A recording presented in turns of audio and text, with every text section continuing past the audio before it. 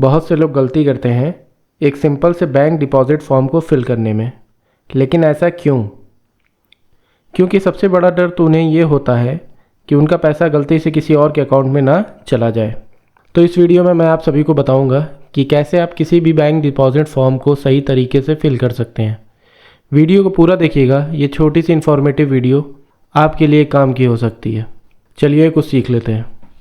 ये रही एक बैंक डिपॉजिट फॉर्म की कॉपी। इसका सही नाम है डिपॉजिट स्लिप या पे इन स्लिप। तो इस डिपॉजिट स्लिप को भरना शुरू करते हैं। मैंने यह एग्जाम्पल के लिए पंजाब नेशनल बैंक की डिपॉजिट स्लिप लिया है, लेकिन आपका अकाउंट जिस भी बैंक में है तो आप इसे देख के उसे भी बहुत अच्छे तरीके से फिल कर सकते हैं। प्रोसेस ऑलमोस्ट सेम है। जैसे कि यहाँ आप देख सकते हैं, ये आपको ज़्यादातर 2 लैंग्वेज में मिलेगा, इंग्लिश और हिंदी दोनों। मैं यहाँ इंग्लिश में भर के दिखाता हूँ। जिन्हें हिंदी में भरना है वो भी इसी तरीके से भर सकते हैं। ये बैंक डिपॉजिट स्लिप 2 पार्ट में होती है। ये छोटी वाली साइड कस्टमर कॉपी कहलाती है और दूसरी बैंक कॉपी। यहाँ पहले कॉलम में ब्रांच नेम लिखेंगे। जिस भी ब्रांच में आपका अकाउंट है वहाँ की ब्रांच नेम लिखना होगा। जैसा कि आप जानते हैं आजकल बैंक थोड़ा अपडेट हो चुके हैं, तो बहुत सारे बैंकों के डिपॉजिट स्लिप में ब्रांच नेम ऑलरेडी फिल होता है। जैसे यहाँ लिखा हुआ है, मेरे केस में हीरापट्टी आजमगढ़ लिखा है। हीरापट्टी जो कि एक लोकेलिटी का नाम है और आजमगढ़ ये सिटी का नाम है। अगर आपकी स्लिप पे नहीं लिखा है तो आप यहाँ इसको फिल करेंगे। नेक्स्ट, डेट के बॉक्स में आपको डेट लिखना है, जिस भी डेट में आप डिपॉजिट कर रहे हैं। उसके बाद आती है अकाउंट नंबर फिल करने की बारी। यहाँ हमें केयरफुली अपना बैंक अकाउंट नंबर फिल करना है, जिस भी बैंक अकाउंट में हम पैसे जमा करने वाले हैं। फिर आता है नेम वाला कॉलम।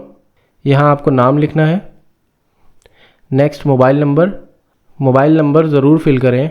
आगे बताऊँगा ये इतना ज़रूरी क्यों है, वीडियो को लास्ट तक देखिए। इसके बाद आती है अमाउंट की बारी। यहाँ आपको अमाउंट फिल कर देना है, जितना भी आपको जमा करना है। मुझे यहाँ पे 10,000 जमा करना है तो मैं यहाँ 10,000 लिख देता हूँ। इसी अमाउंट को वर्ड में लिखना है, 10,000 रुपीज़ ओनली। इस तरीके से आप लिखेंगे। इसके बाद इस बॉक्स के बारे में समझते हैं। ये डिपॉजिट स्लिप कैश और चेक दोनों को जमा करने के काम आती है, लेकिन मैं अभी कैश जमा कर रहा हूँ तो कैश के बारे में बताऊँगा। यहाँ पे मैं कैश लिखूँगा और अमाउंट डालूँगा और इसके बाद टोटल में इसी अमाउंट को ड्रैग कर लूँगा। आपको भी सेम इसी तरीके से करना है। अगर इन केस आपके पास किसी बैंक का चेक होता है तो यहाँ पे आपको चेक नंबर डालना है और उस बैंक का नाम डालना है जिस बैंक का चेक है। तो यहाँ कस्टमर कॉपी फिल हो चुका है। अब दूसरे सेक्शन पे आते हैं जो कि है बैंक कॉपी। यहाँ सबसे पहले आपको फिल करना है ये बॉक्स जो कि है कैश डिपॉजिट का। यहाँ आपको बताना होगा कि आपके पास जो कैश है वो किस डिनोमिनेशन में है। सिंपल में बोले तो आपके पास जो करेंसी नोट्स है वो कितने की है। यहाँ मेरे केस में मेरे पास 500 की नोट है 10 पीस। मैं यहाँ लिख देता हूँ। इन दोनों का मल्टीप्लिकेशन होगा 5000। यहाँ पे लिख देता हूँ। और मेरे पास 100 रुपये की नोट है 40 पीस। तो अगेन सेम उसी की तरह यहाँ 40 लिख के इसका मल्टीप्लाई से कर देते हैं तो ये होगा 4000। नेक्स्ट मेरे पास है 50 की नोट है 20 पीस, जो होता है 1000। उसको भी लिख देंगे। अगर आपके पास कॉइन्स है तो वो इस बॉक्स में मेंशन करेंगे। मेरे केस में नहीं है तो मैं इसे एज इट इज़ टोटल कर देता हूँ। इन सब का टोटल होगा 10,000 रुपीज़। बढ़ते हैं आगे। जैसा कि मैंने आपको बताया, ब्रांच यहाँ ऑलरेडी फिल है। अगर आपके केस में नहीं है तो पहले आप यहाँ ब्रांच लिखोगे, फिर डेट डालना है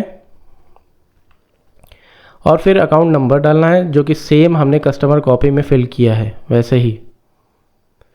और नेक्स्ट सेम उसी तरीके से यहाँ पे नेम और मोबाइल नंबर भी लिखना है। यहाँ पे एक चीज़ और ऐड करनी है, एड्रेस भी आप ज़रूर डाल दें। नेक्स्ट कॉलम में आते हैं अमाउंट इन वर्ड्स। यहाँ आपको अमाउंट वर्ड्स में लिखना है, सेम जैसे आपने कस्टमर कॉपी में लिखा था। यहाँ भी हम लिख देते हैं 10,000 रुपीज़ ओनली। और फिर जो मैंने अभी आपको कुछ देर पहले कस्टमर कॉपी फिल करते हुए बताया था, अगर आपके पास चेक है तो चेक डिटेल फिल करना है यहाँ पे। अगर नहीं है तो यहाँ पे कैश लिख के अमाउंट फिल कर देना है। मैंने यहाँ लिख दिया है और इसको ड्रैग करके टोटल कर देना है इस तरीके से। बस फिर यहाँ सिग्नेचर ऑफ डिपॉजिटर के पास साइन करके आपको ऊपर या नीचे जहां आपको जगह मिले बैंक टेलर को पैसे और ये स्लिप दे देना है। वो अपने कंप्यूटर में सारी डिटेल फीड करेगा और फिर बैंक डिपॉजिट की मोहर के साथ आपको कस्टमर कॉपी दे देगा। जैसा कि मैंने बताया था कि लास्ट में मैं आपको बताऊंगा कुछ इंपॉर्टेंट बातें, तो यहाँ पे 2 इंपॉर्टेंट बात आपको याद रखना है, आपको ध्यान देना है। पहला, अगर आप 50,000 रुपीज़ या उससे अबव कैश डिपॉजिट करते हो एक बार में, तो आपको यहाँ पे इस सेक्शन पे पैन कार्ड नंबर यहाँ लिखना होगा।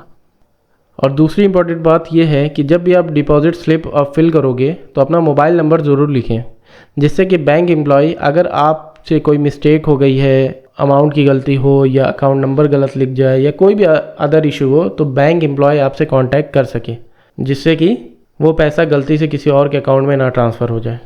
इसी तरीके से आप किसी भी बैंक डिपॉजिट स्लिप को फिल कर सकते हैं। जैसा कि ये एक यूनियन बैंक की डिपॉजिट स्लिप है, इसमें भी सब कुछ ऑलमोस्ट सेम है।